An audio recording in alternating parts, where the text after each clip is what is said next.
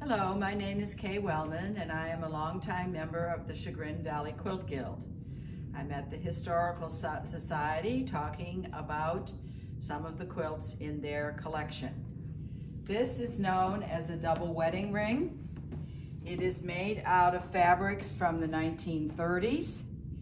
This particular little floral design, this color green, this peachy pink color, are very indicative of fabrics that were made in the 1930s. Now, the tricky part is there are companies today that are reproducing fabrics from the 30s. Since this is in the Historical Society, we're going to assume that it was made with fabrics from the 1930s. So, this is kind of tricky to make an arc like this. You have to be very careful with how you cut your pieces, and you have to be sure that you get a nice arc form there. This particular pattern also leaves you a nice big space to make show off your hand quilting. And again, you can tell it's hand quilting because there's a stitch and a space, a stitch and a space. So another unusual quilt that is on display here is known as a Crazy Quilt. This is a Crazy Quilt. It was oftentimes made by wealthy women, and their dress material from having their dresses made would be used in the blocks. And since they purportedly had a lot of spare time, they could sit down, and this block you can see is not a square, it's a rectangle. And it was probably put together, I'm guessing because of where the material is missing here, it was put together on a backing piece.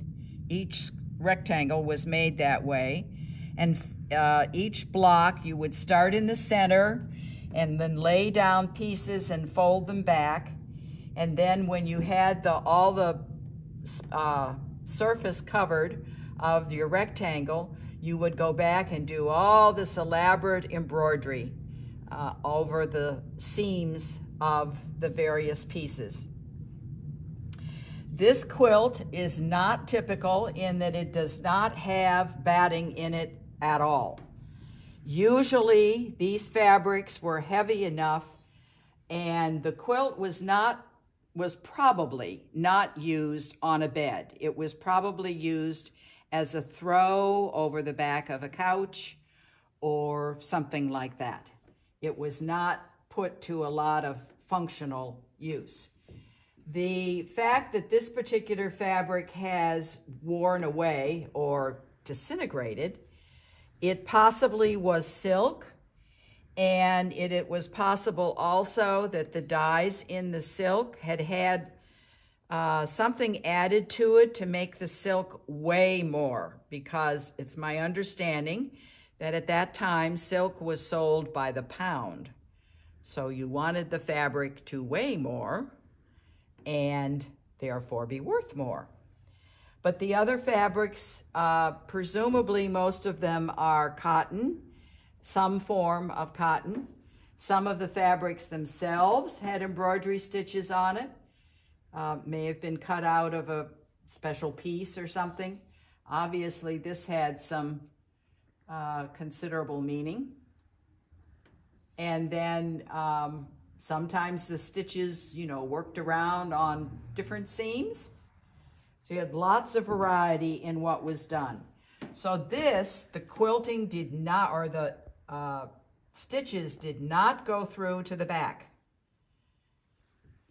So it wasn't, these decorative stitches were not stitched all the way through to the back. Another reason why it wouldn't have been used a great deal.